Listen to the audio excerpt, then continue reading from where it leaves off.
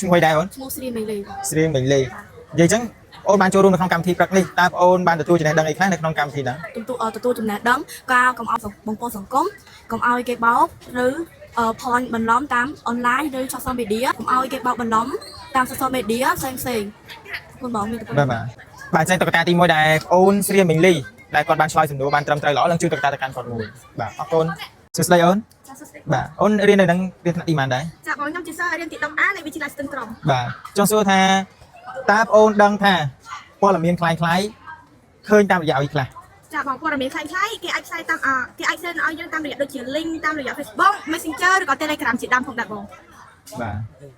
អញ្ចឹងបើសិនជាបងអូនដឹងថាវាជាព័ត៌មានคล้ายអញ្ចឹងតើបងអូនត្រូវមានវិធានការអីខ្លះដើម្បីស្កាត់ជាមួយនឹងព័ត៌មានคล้ายនេះ ទី1បើយើងឃើញយើងកុំចូល like share ឬក៏ចែករំលែកបន្តផងដែរហើយយើងត្រូវប្រាប់គ្នាបន្តថាវាគឺជាព័ត៌មានคล้ายមិនមែនជាព័ត៌មានពិតនិងគ្មានប្រភពច្បាស់លាស់ បាទអញ្ចឹងតុក្កតាទី2នេះក៏បានទៅមីដែលឆ្លើយសំណួរបានល្អ